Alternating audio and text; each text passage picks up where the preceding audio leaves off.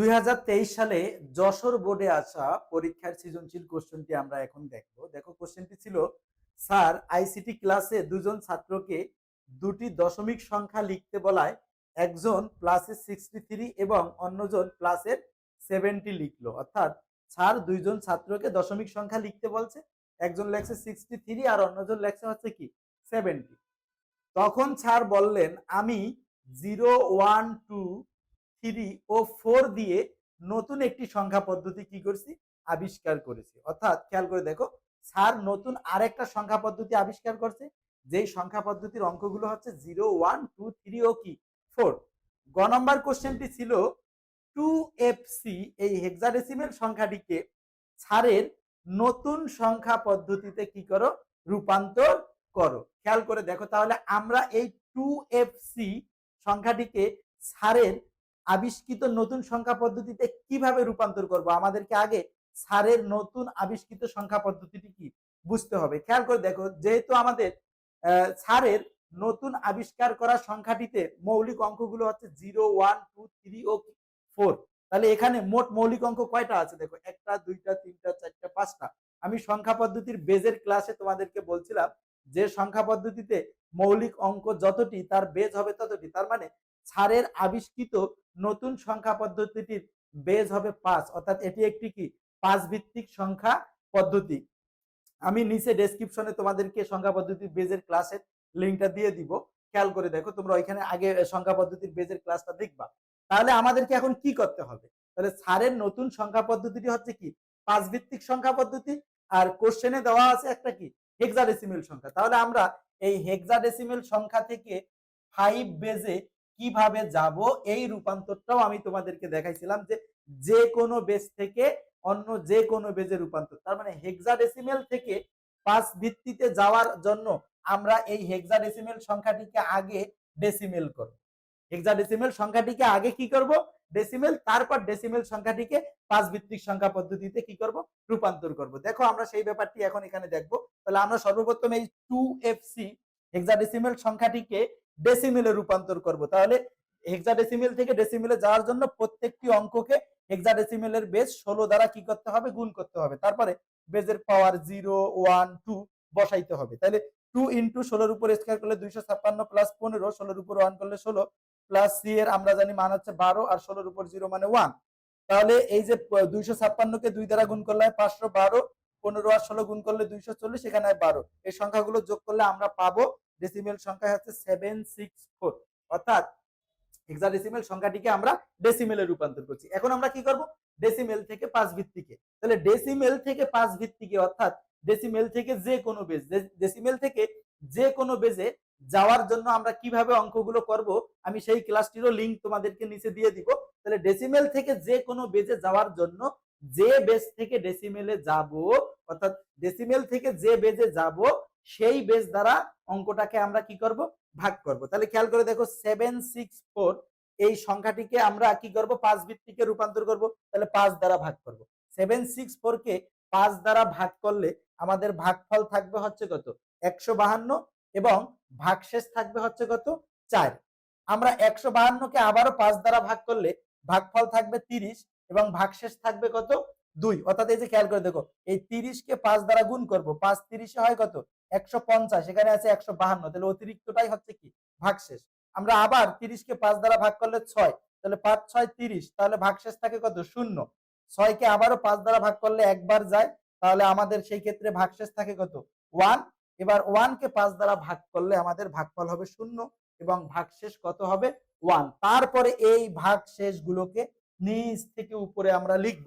তাহলে প্রথমে আমরা লিখব 11024। তাহলে এই যে 11024 এটি হচ্ছে আমাদের 2FC এই সংখ্যাটার কি সংখ্যা, 5 ভিত্তিক সংখ্যা। অর্থাৎ স্যারের আবিষ্কৃত নতুন সংখ্যা পদ্ধতিতে আমরা সংখ্যাটিকে রূপান্তর করলে মান পাবো 11024। আমি নিয়মটা আবারও বলতেছি, যে কোনো বেজ থেকে যে কোনো বেজে রূপান্তর। তাহলে সংখ্যাটা আমাদের হেক্সাডেসিমেল ছিল, আর বের করতে হবে স্যারের আবিষ্কৃত নতুন সংখ্যা। তাহলে নতুন সংখ্যা পদ্ধতির বেজ 5। তাহলে আমরা আগে এই হেক্সাডেসিমেল সংখ্যাটাকে ডেসিমেল করব, তারপর ডেসিমেল সংখ্যাটিকে কি করব, 5 ভিত্তিক বেজে রূপান্তর করব। এখন আমরা ঘ নাম্বার কোশ্চেনটি দেখব।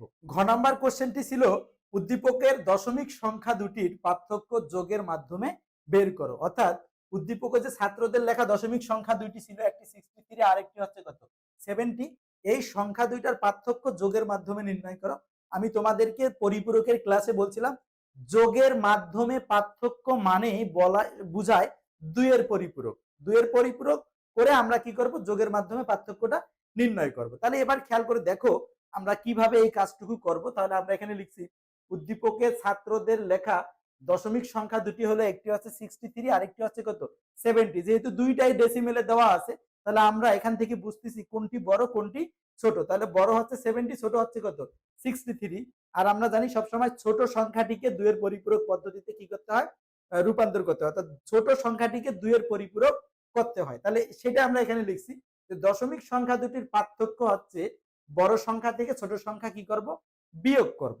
আর যেহেতু ছোট সংখ্যাটিকে দুইয়ের পরিপূরক করতে হয় তাই এই মাইনাসটাকে আমরা ছোট সংখ্যাটার সাথে দিয়ে দিব এবং মাঝখানে দিব আমরা হচ্ছে তখন কি প্লাস। অর্থাৎ 70-র সাথে মাইনাসের 63 আমরা যোগ করে দিলেই সংখ্যা দুইটার পার্থক্য যোগের মাধ্যমে কি আমরা পেয়ে যাব। তাহলে একটু খেয়াল করে দেখো, এখানে আবারও আমি বলতেছি সংখ্যা দুইটার মধ্যে পার্থক্য হচ্ছে 70 থেকে 63 বিয়োগ করলাম।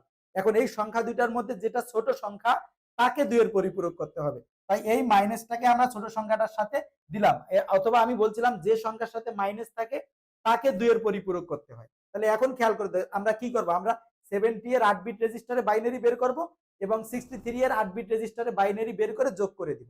তাহলে এইটাই আমরা এখন লিখছি যে এখন 70 ও 63 কে বাইনারিতে রূপান্তর করব। দেখো আমরা 70 কে কিভাবে বাইনারিতে রূপান্তর করছি, তার মানে 70 হচ্ছে একটা ডেসিমেল সংখ্যা, ডেসিমেল সংখ্যাকে বাইনারিতে রূপান্তরের ক্ষেত্রে বাইনারির বেস দ্বারা ভাগ করব যতক্ষণ আমাদের ভাগফল শূন্য আসবে না। তাহলে দেখো 70 কে 2 দ্বারা ভাগ করলে ভাগফল থাকে 35, এই 35 কে 2 দ্বারা গুণ করলে আমাদের হয় কত 70 হয়, তাই ভাগশেষ কত 0।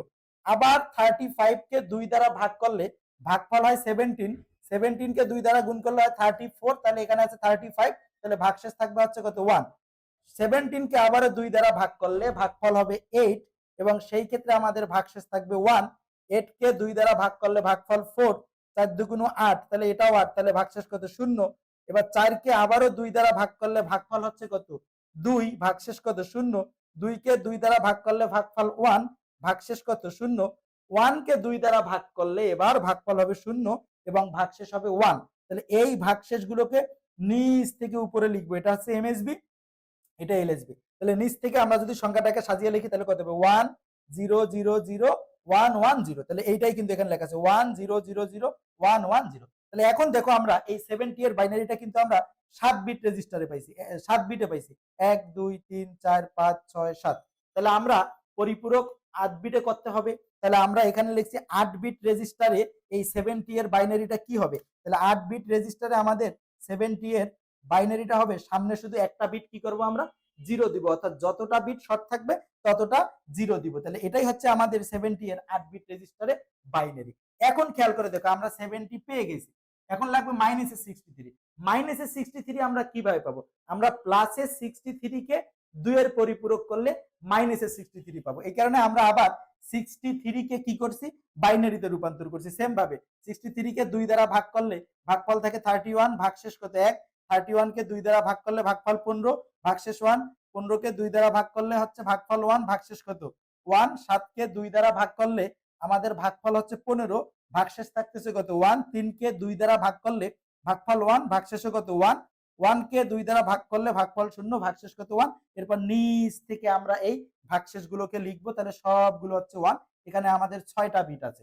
তাহলে আমরা 63 কে 8 বিট রেজিস্টারে 63 এর বাইনারি এর জন্য সামনে দুইটা 0 দিব, অর্থাৎ 8 বিট রেজিস্টারের জন্য যতটা বিট শর্ট থাকবে ততটা আমরা কি করব 0 দিব। এরপর 63 কে যেহেতু আমাদের 2 এর পরিপূরক করতে হবে কারণ এটি ছোট সংখ্যা, তাহলে 2 এর পরিপূরক করব কিভাবে, 0 গুলোকে 1 করব, 0 গুলোকে 1, 1 গুলো 0, 1 গুলো 0, 1 গুলো 0, অর্থাৎ 0 এর স্থানে 1 এবং 1 এর স্থানে 0 করে পরিবর্তন করলে সেটাই হবে আমাদের কি 1 এর পরিপূরক। এবার এই 1 এর পরিপূরকের সাথে 1 যোগ করব। তাহলে এই যে দেখো 1 এর পরিপূরকের সাথে 1 যোগ করলে যেটা পাওয়া যায় সেটা 2 এর পরিপূরক। 0 প্লাস 1 কত হয় 1, হাতে কিছু না থাকলে এই সংখ্যাটুকু সেম ভাবে এখানে বসে যাবে। তাহলে এটাই হচ্ছে আমাদের কি 2 এর পরিপূরক।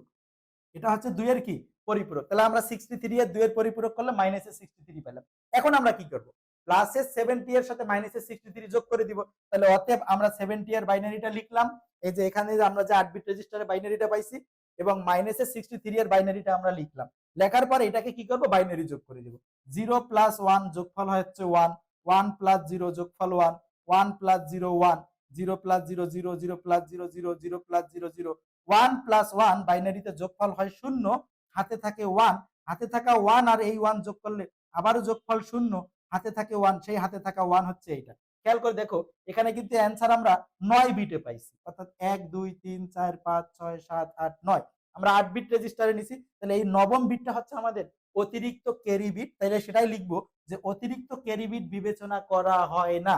তাহলে এই ক্যারি বিটটা বাদ দিলে আমাদের এই বাকি অংশটুকুই হবে কি অ্যান্সার। তাহলে অতএব নির্ণীয় মান এখানে লিখছি। তাহলে এই যে খেয়াল করে দেখো এই বাইনারিটার যদি আমরা ডেসিমেল বের করি তাহলে দেখো তো এই যে আমাদের হচ্ছে এটার নিচে যদি আমরা 1 2 4 সূত্রটা বসাই দেই তাহলে দেখো এখানে হচ্ছে 1 2 আর 4 এর নিচে 1 আছে, বাকিগুলো তো 0। তাহলে 4 আর 2 6 আর 1 7। তাহলে খেয়াল করে দেখো এই বাইনারিটার ডেসিমেল মান হবে কত?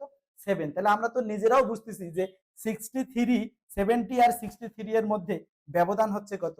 7। তাহলে এই যে খেয়াল করে দেখো উদ্দীপকের দশমিক সংখ্যা দুইটির আমরা যোগের মাধ্যমে পার্থক্য কত পাইলাম? 7 পাইলাম। আশা করি সবাই বুঝতে পারছো।